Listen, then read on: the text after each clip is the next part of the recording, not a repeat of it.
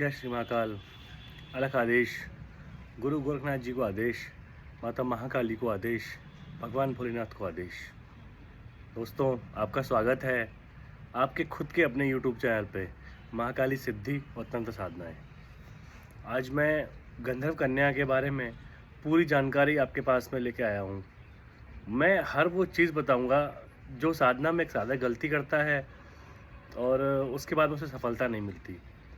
तो मैं इस वीडियो में हर एक चीज़ बारीकी से बताऊंगा, हर एक चीज़ को। गंधर्व कन्या साधना की शुरुआत रात के 10 बजे ये साधना की शुरुआत होती है और 10 बजे सबसे पहले इस साधना में आपको क्या करना है, क्या क्या सामान चाहिए, ये बहुत ज़रूरी है। आपका आसन सफ़ेद रंग का होना चाहिए, सबसे पहली बात है। आपका जो आसन है वो सफ़ेद रंग का होना चाहिए और वस्त्र बिना सिले हुए सफ़ेद रंग के, यानी कि कोई धोती है जैसे कि सफ़ेद, आप उसे पूरे शरीर पर लपेट लें या गमछे ले लें, 3 गमछे ले लें। एक को नीचे लपेट लें, एक को बदन पे और एक को सिर से ढक लें। इससे टीका करने के लिए कुमकुम, इसको भोग सफ़ेद मिठाई का लगता है तो बर्फ़ी होनी चाहिए सफ़ेद। इसके बाद में केसर, केसर से इसका स्वास्तिक बनाया जाता है, ठीक है। इसके बाद में इत्र, इत्र गुलाब का या चमेली का, चमेली का इत्र बहुत बेस्ट है। अगर चमेली ना मिले तो गुलाब का इत्र ले सकते हो। गुलाब के फूल, गंधर्व कन्या का एक छोटा सा बिस्तर लगा दें, मतलब छोटा सा एक लकड़ी की चौकी, 1 फुट की या 2 फुट की चौकी पर उसका एक बिस्तर सजा दें, उसका सफ़ेद रंग का, उस पर गुलाब के फूल डाल दें, इत्र छिड़क दें बहुत सारा, ठीक है। अब साधना की शुरुआत कैसे करनी है? सबसे पहले अपना आसन बिछाएं और सारा पूजा का जो भी सामान है उसको रख लें। पूजा का सामान आपको बता दिया है कि इसमें ज़्यादा सामान की आवश्यकता नहीं है। गंगा जल, टीका करने के लिए कुमकुम, हाथ में बांधने वाला कलावा जिसको वस्त्र के रूप में दिया जाता है। इसके बाद में नैवेद्य में कोई भी सफ़ेद मिठाई, सफ़ेद मिठाई के बाद में छिड़कने के लिए इत्र जो गुलाब या चमेली का होना चाहिए। चमेली का इत्र सबसे उत्तम है। धूप जलाने के लिए और घी का दीपक, इतना ही सामान चाहिए। इसके अलावा कोई भी सामान की ज़रूरत इसमें नहीं है। अब गंधर्व कन्या साधना की शुरुआत कैसे करनी है? तो सबसे पहले आसन लें, आसन को ज़मीन पे बिछाएं और आपका जो मुख है वो उत्तर दिशा की तरफ होना चाहिए। आप इस बात का ध्यान रखें, आपको जो चेहरा है वह उत्तर दिशा की तरफ हो। उत्तर दिशा की तरफ आपका चेहरा हो गया। आसन बिछाएं, आसन पे एक हाथ रखें, आपका लेफ्ट हैंड। इसको रखने के बाद में आसन मंत्र बोले, मन मार मैदान करूं, करूं मैं चकनाचूर, 5 देव आज्ञा करें, बैठूं आसन पूर। यह मंत्र 3 बार बोल के भगवान गणेश से प्रार्थना करके आसन पे बैठ जाना है। आसन पे बैठने के बाद में सबसे पहला कार्य है, जो पवित्रीकरण मंत्र है वो बोलना है। पवित्रीकरण मंत्र मैं डिस्क्रिप्शन में आपको पूरा लिख दूंगा। इसके बाद क्या करना है? इसके बाद में आपने जो बताया था कि इसमें देव हैं, वो 10 देवों की पूजा करनी है आपने। पवित्रीकरण मंत्र बोलने के बाद में 10 देव की पूजा करनी है। तो 10 देव हैं, प्रथम देव भगवान गणेश, दूसरे आपके गुरुदेव, तीसरा जो आपके ईष्ट हैं वह, चौथे भगवान भोलेनाथ, 4 देव के बाद में 5वां आपकी कुल देवी, कुल देवी या कुल देवता, 6वां ग्राम देवता जिनकी आपके गांव पूजा करता है, शहर में रहते तो जिसकी शहर में पूजा होती हो वह ग्राम देवता में या नगर देवता में आते हैं। 7वें क्षेत्रपाल, 8वें माँ धरती, 9वें इंद्र और 10वें गंधर्व राज तुम्बरु महाराज। ये 10 देवों की पंचोपचार पूजन करना है। और 11वीं गंधर्व कन्या। आप एक थाली लें, थाली में गोबर के, अगर गोबर ना मिले, गोबर मिल जाए तो बहुत अच्छा है, गोबर ना मिले तो मिट्टी के 10 ढेले ले लें। गोबर मिल जाए तो गोबर के 10 शिवलिंग आकार के या गोले से बना लें और थाली में 10 जगह रखें, 9 जगह पे रखें और बीच में रखें गंधर्वराज तुम्बरु महाराज को। 10 हो गए। इसके बाद में जब 10 हो जाएंगे और 11वां एक दूसरी प्लेट लें अच्छी सी, उस पर केसर से स्वास्तिक बनाएं। वो सिर्फ गंधर्व कन्या के लिए बनेगा, वो प्लेट गंधर्व कन्या की होगी। स्वास्तिक बना लिया। स्वास्तिक बनाने के बाद में सबसे पहले क्या करना है, सबसे पहले देना है स्थान। हाथ में चावल लें और स्थान मंत्र बोलें। अयम, जो आपका नाम है वो बोलें। त्वम, जैसे भगवान गणेश का आह्वान करना है, तो अयम योगी रायेश्वरनाथ त्वम भगवान गणेश आवाहन करिष्यसि या गच्छ तिष्ठ इदम स्थानम समर्पयामि नमः। ऐसा बोल के जो आपने गोबर या मिट्टी के ढेले का जिनको भगवान गणेश माना है उसके ऊपर वह चावल छोड़ दें। इसी तरीके से आपको 10 शक्तियों को स्थान देना है। 10 शक्तियों को स्थान देने के बाद में फिर आपने क्या करना है, 11वीं जो गंधर्व कन्या है जिसके लिए केसर का स्वास्तिक बनाया था, वहाँ पे भी चावल लेके बिल्कुल ऐसे ही बोल रहा है, अयम योगी रायेश्वरनाथ त्वम गंधर्व कन्या आह्वान करिष्यसि या गच्छ तिष्ठ इदम स्थानम समर्पयामि नमः। ऐसा बोल के वो स्वास्तिक पे भी चावल छोड़ देने, स्थान दे दिया।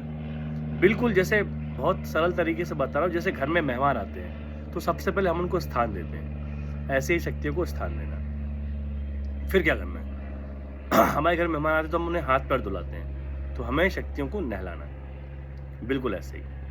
तो जल लेना है हाथ में और भगवान गणेश गंगा जल समर्पयामि नमः या भगवान गणेश स्नानम समर्पयामि नमः, ऐसे बोल के गणेश जी को स्नान कराना है। मतलब 2 बूंद जल की उस पर छिड़क देनी है, जिसको गणेश जी माना है, फिर जिनको गुरु माना है उन पर छिड़क देना है। ऐसे ही करके गंधर्व कन्या का जो स्वास्तिक बनाया है केसर का, उस पर भी 2 बूंद जल छिड़क देना है। स्नान हो गया। अब क्या करेंगे, जैसे घर में मेहमान आता तो वस्त्र देते हैं, ये पंचोपचार पूजन है, तो हमें बिल्कुल उसी तरीके से इनको वस्त्र देने हैं। कलावा लिया, एक टुकड़ा तोड़ा, कलावे का जो हाथ में बांधते हैं धागा, जैसे मौली भी कहा जाता है, और भगवान गणेश त्वम वस्त्रम समर्पयामि नमः, ऐसे बोल के वस्त्र देने हैं। वह धागा जिसको गणेश माना है, जिनको गुरु माना है, जिनको शिव माना है, उनके ऊपर रख देना है। वस्त्र दे दिया। वस्त्र देने के बाद में क्या करना है, वस्त्र देने के बाद में उनका टीका करना है। कुमकुम समर्पयामि नमः बोल के सबको टीका करना है। गंधर्व कन्या को भी टीका लगाना है कुमकुम का। तीसरा काम हो गया। चौथा, इत्र छिड़कना है उनके ऊपर। तो सभी पे जो चमेली का गुलाब का इत्र है, इत्रम समर्पयामि नमः बोल के इत्र छिड़क देना है। इत्र छिड़कने के बाद में फिर उनको मिठाई खिलानी है। नैवेद्यम समर्पयामि नमः बोल के एक एक मिठाई का टुकड़ा सब पे रख देना है, परंतु गंधर्व कन्या पे बर्फी का पूरा पीस रखना है, सफ़ेद कलर का। हो गया। धूपम समर्पयामि नमः। धूपम समर्पयामि नमः जब बोलेंगे उस टाइम आप धूप को जलाएंगे। धूप को और दीपक को जलाने से पहले इनका मंत्र होता है, ध्यान रखिएगा। डिस्क्रिप्शन में मैं पवित्र मंत्र और जो धूप और दीपक का मंत्र है ये लिख दूंगा, ठीक है। अब आपने क्या करना है, धूप का मंत्र बोल के धूप जलानी है और सभी शक्तियों को धूप दिखाना है। धूपम समर्पयामि नमः बोल के सभी को धूप दिखा देना है, बिल्कुल ऐसे ही दीपक दिखा देना है। दीप मंत्र बोल के दीपक जलाना है, उसके बाद सभी को दीपक दिखा देना है। यहाँ तक आपका पंचोपचार पूजन यहाँ पे आके पूरा हो गया। यह सब करने के बाद में इन शक्तियों को आचमन नहीं देना, इनको बिठा के रखना है। आचमन किसी का भी नहीं देना है। आचमन कैसे देते हैं ये भी बताएंगे। यह करने के बाद में फिर हाथ में जल लेना है। जल में फूल लेने हैं। फूल में जैसे अपने हाथ में जल लिया, फूल लिए, और हाँ, जल फूल मुद्रा 11 रुपये 21 रुपये जो भी लिए, फिर संकल्प लेना है कि हे समस्त शक्तियों, मैं आपको साक्षी मानकर, मेरा नाम ये है, मेरे पिता का नाम ये है, मेरा पूजा करने का स्थान ये है, मेरा गोत्र ये है, और मैं आज से 3 दिवस की गंधर्व कन्या साधना करना चाहता हूँ और मेरे संकल्प को पूरा करने मेरी मदद करें। मैं प्रतिदिन गंधर्व कन्या की 21 मालाएँ करूँगा रात्रि में। ऐसा बोल के वह जो चीज़ आपने हाथ में संकल्प लिया है उसको गंधर्व कन्या के ऊपर जो स्वास्तिक उस पर छोड़ देना है। इसके बाद एक घी का दीपक और जलाना है, उसको गंधर्व कन्या जो स्वास्तिक उसके ऊपर रख देना है। पुष्प दे देने हैं। गंधर्व कन्या के लिए गुलाब का फूल उसको दे देना है। बाकी जो शक्तियाँ हैं, जो 10 शक्तियाँ हैं, उनको भी पुष्पम समर्पयामि नमः बोल के गुलाब की पत्ती या गेंदा की पत्ती, अगर 10 फूल हो जाए तो 10 फूल सब पे एक एक रख दें। शक्तियों से नमस्कार करना है। इसके बाद में सबसे पहले आपको प्राणायाम करना है 10 मिनट तक। 10 मिनट तक आप प्राणायाम कीजिए। 5 मिनट आप अनुलोम विलोम कर लीजिए और 5 मिनट भस्त्रिका कर लीजिए। प्राणायाम 10 मिनट तक हो गया। उसके बाद में सबसे पहले भगवान गणेश की एक माला करनी है। ओम गण गणपते नमः। ओम गंग गणपते नमः, इसकी एक माला करनी है। भगवान गणेश की माला करने के बाद में फिर दूसरी माला आपको गुरु की करनी है। जो गुरु ने आपको तंत्र की दीक्षा दी है, गंधर्व कन्या साधना की दीक्षा दी है, उसकी एक माला करनी है। क्योंकि गुरु के संकल्प से ही गंधर्व कन्या आती है। आपके अंदर तपोबल तो होना ही चाहिए, गुरु का संकल्प बहुत ज़रूरी है। 2 काम हो गए। तीसरी माला आपको अपने ईष्ट की करनी है। जो आपके ईष्ट हैं, जो भी ईष्ट है, हनुमान जी हैं, माता महाकाली हैं, जो भी ईष्ट हैं, उनकी एक माला करनी है। 3 मालाएं हो गई। चौथी माला गुरु गोरखनाथ जी की करनी है। ओम शिव गोरक्षाय नमः, या फिर सतनमो आदेश गुरु का, ओम गुरु गोरखनाथाय नमः, ओम तत्पुरुषाय गोरखनाथाय नमः। इसमें जो भी मंत्र आपको सही लगे उसकी आप एक माला कर लें। चौथी माला गुरु गोरखनाथ जी की करनी है। इसके बाद में गंधर्व कन्या की 21 मालाएं करनी है। मंत्र क्या है? ओम ह्रीम लरम गंधर्व कन्या मम प्रेयसी रूपेण आगच्छागच्छ, यह मंत्र प्रेमिका रूप में करने के लिए। बाकी पुत्री के रूप में कर रहे हैं या बहन के रूप में कर रहे हैं या पत्नी रूप में कर रहे हैं, तो मेरे से एक बार फ़ोन पे बात कर लें। यह आपका हो गया पूरा। 21 माला करने के बाद में आपका काम ख़त्म नहीं हुआ अभी। 21 माला करने के बाद में फिर जो 10 आपने देवता बिठाए हुए हैं, उन सबको आचमन देना है। आचमन कैसे देना है? थोड़ा सा जल लेना है चम्मच में और गणेश जी के ऊपर गिरा देना है। हे भगवान गणेश, आचमन स्वीकार करो, या आचमन समर्पयामि नमः बोल के जल दे देना गणेश जी को। ऐसा करके 10 शक्तियों को, जो 10 शक्तियाँ हैं, उनको आचमन करना है। परंतु गंधर्व कन्या को आचमन नहीं करना। इसके बाद क्या करना है? गंधर्व कन्या को आचमन नहीं करना है। इसके बाद में फिर आपने क्या करना है? हवन की तैयारी करनी है। हवन की तैयारी करने के लिए आपको पहले आसन छोड़ना पड़ेगा। तो आसन पे 3 बार जल छिड़कना है। ओम इंद्राय नमः, ओम इंद्राय नमः, ओम इंद्राय नमः, ऐसा बोल के आपको 3 बार आसन को जल देना है, जल छिड़कना है आसन पे। उसके बाद में आसन के पैर छूने हैं। पैर छूने के बाद में उठ जाना है और हवन की तैयारी करनी है। हवन की तैयारी बहुत ही सिंपल, छोटा सा हवन है। इसमें कुछ नहीं करना, सिर्फ लकड़ियाँ लगानी है। लकड़ी लगाने के बाद में हवन कुंड पे तिलक करना है। 4 जगह पे, चारों तरफ तिलक कर दिया। इसके बाद उस पर फूल चढ़ा दिए, फूल चढ़ा दिया, गंगा जल छिड़क दिया। यह कार्य कर दें। यह कार्य करने के बाद में फिर आपने क्या करना है कि अग्निदेव का आवाहन करना है। और हवन कुंड में भी सारे देवताओं को, शक्तियों का आह्वान होता है।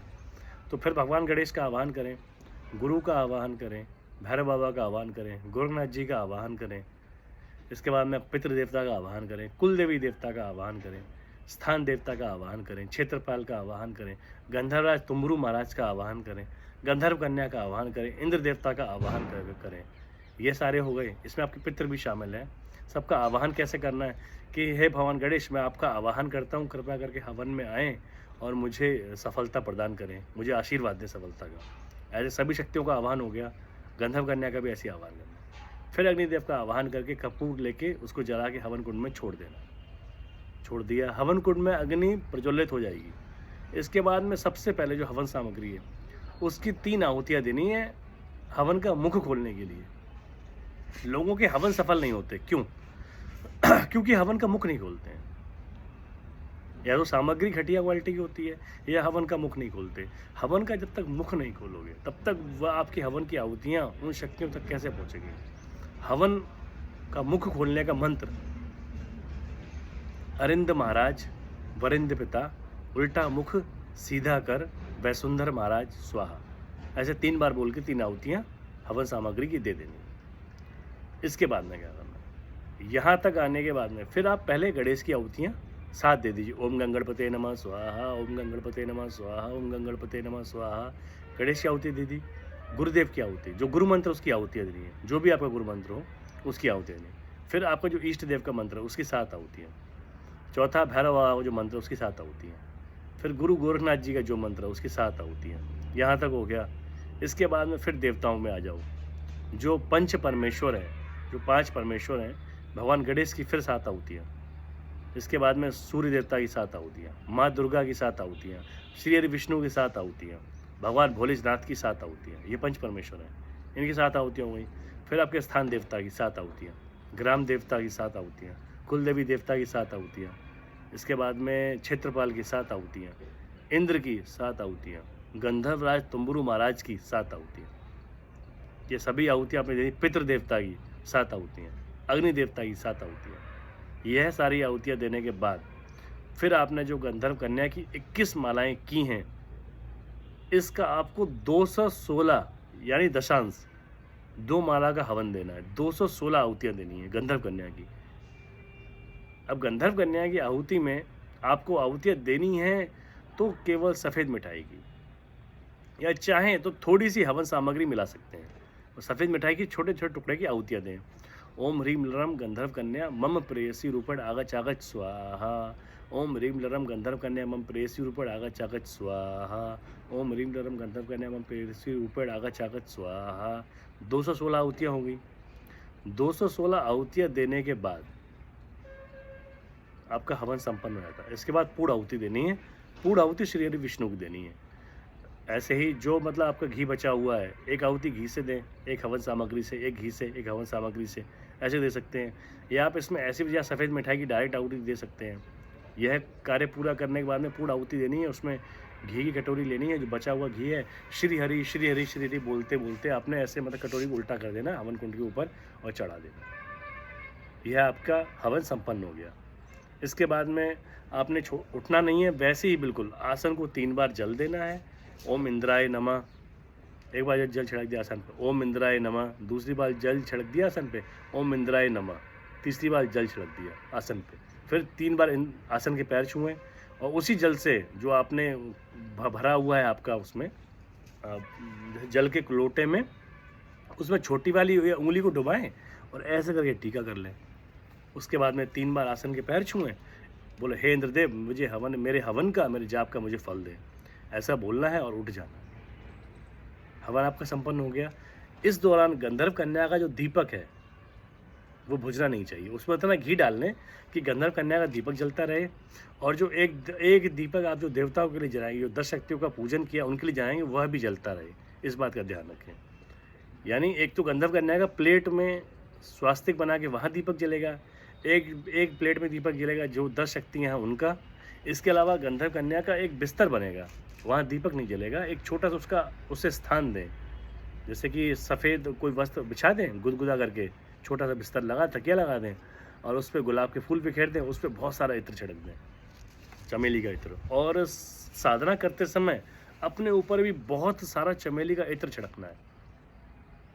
ये पंचोपचार पूजन के बाद साधना करनी है। और संकल्प लेना बहुत ज़रूरी। कोई भी साधना संकल्प लेते हैं, उसके बाद ही वह आगे की तरफ उसमें बढ़ते। बिना संकल्प के साधना में सफलता हासिल नहीं होती। यह कर लें। पहले दिन का बिल्कुल ऐसे ही पूजन होगा, दूसरे दिन का भी ऐसे ही होगा, तीसरे दिन का भी ऐसे ही होगा। इसके बाद में आपको जैसे ही हवन संपन्न हुआ, आप उठ जाते हैं, आसन के पैर छू के, फिर आपको उसी कमरे में सोना है जिस कमरे में आपने हवन दिया। 3 दिन तक इस कमरे में कोई नहीं आना चाहिए। एक बात ध्यान रखो। दूसरी बात, हवन देना जरूरी भी नहीं है। एक बात समझिएगा, जो जिनके यहाँ हवन की व्यवस्था नहीं है, लग रहा है कि हवन का प्रॉब्लम है, हवन नहीं दे पाएंगे, मुश्किल है बहुत, वो हवन ना दें। और जिनको गुंजाइश है, जिनके पास में जगह है जो हवन दे सकते हैं, वो हवन ज़रूर दें। क्योंकि एक बात ध्यान रखिएगा, अगर आप हवन देंगे तो आपकी सफलता के चांस दुगने हो जाते हैं। वैसे कोई भी साधना साधक के ऊपर निर्भर करती है कि साधक का तपोबल क्या है, उसकी ऊर्जा क्या है। बिना हवन के भी गंधर्व कन्या आती हैं, ऐसी बात नहीं कि हवन देना कंपलसरी है, परंतु अगर आप हवन देंगे तो आपके सफलता के जो भी चांसेस हैं वो डबल हो जाएंगे। और आपको उसी कमरे में सोना है। और अगर आप में क्षमता है तो हवन करने के बाद में कम से कम भी 1 घंटे गंधर्व कन्या का ध्यान करें। ध्यान बताया आपको कैसे करना है, अजपा जाप कैसे करना है, वैसे ही बिल्कुल ध्यान करें। अजपा जाप से 1 घंटे ध्यान करें तो ध्यान में कनेक्शन बनाएगी, सपने में कनेक्शन बनाएगी। और आपकी ऊर्जा के ऊपर निर्भर है, साक्षात्कार भी हो सकता है, फीलिंग्स आएंगी आपको माला करते टाइम, डरना नहीं है। दूसरी बात, कभी आँख ना खोलें। साधक क्या करते हैं, आपने माला लिया, उसका आप जाप कर रहे हैं, तो आप आँख खोल के फिर यहाँ वहाँ देखना शुरू कर दिया, नहीं, आँख बंद करके माला करनी है। जितनी भी माला आपने करनी है आँख बंद करके, एक बात ध्यान रखिएगा। और अगर आँख खोलनी है 5 या 7 या 10 माला के बाद आँख खोलनी भी है, तो माला पूरी होने के बाद, जब माला पूरी हो जाए तभी आँख खोलो। मान लो आपको जैसे कि घी देखना है कि दीपक में घी कम तो नहीं है, तो आपने आँख तभी खोलनी जब आपकी माला पूरी हो जाए। माला पूरी हो जाए उस टाइम घी बढ़ा दो और उसके फिर माला स्टार्ट कर दो। परंतु ध्यान रहे कि आप घी बढ़ा रहे हो, माला जब आप कर रहे हो, माला को बीच में नहीं रोकना है, माला पूरी करने के बाद रुकना है। और आपका हाथ या पैर कभी भी ज़मीन में टच नहीं होना चाहिए, फिर तो वही साधना की शक्ति चली ही जाएगी। जैसे आप घी बढ़ाने गए तो घी का दीपक थोड़ा दूर है, आपने ज़मीन पे पैर रख दिया, नहीं, बीच में कुछ ऐसा बिछा लो ताकि मतलब ज़मीन वो घी को उतने पास ही रखो कि आप बैठे बैठे उसको बढ़ा सकें, सबसे बढ़िया है। ठीक है, दीपक को इतना पास रखो ताकि उसको बैठे बैठे बढ़ा, कहीं उठने की ज़रूरत नहीं है, आसन नहीं छोड़ना है। आसन छोड़ देंगे तो सारी मेहनत व्यर्थ हो जाएगी। तो उम्मीद है कि आपको ये जानकारी अच्छी लगी होगी, पूरी विधि और विधान से बताया है। अब ये गंधर्व कन्या का वीडियो है, आज इसे अपलोड करना बहुत ज़रूरी है कि बहुत से साधक आज इसकी शुरुआत करेंगे। तो आप सभी से निवेदन है कि वीडियो को लाइक और सब्सक्राइब चैनल को ज़रूर करें, ताकि ये जो विद्या है इनको मैं और लोगों तक लेके जा पाऊँ। दूसरा वीडियो मैं लाऊंगा कि सिद्धि में सफलता क्यों नहीं मिलती, जब साधक कोई सिद्धि करता है तो क्या क्या रुकावट आती है, क्या क्या प्रॉब्लम आती हैं, और साधक कैसे भटक जाता है और साधना कैसे ख़राब हो जाती है। ये सेकंड वीडियो लेके लाएंगे। तब तक के लिए जय माता की, जय श्री महाकाल। अलग आदेश, गुरु गोरखनाथ जी को आदेश, माता महाकाली को आदेश, भगवान भोलेनाथ को आदेश। अलग आदेश, अलग। जय श्री अलग।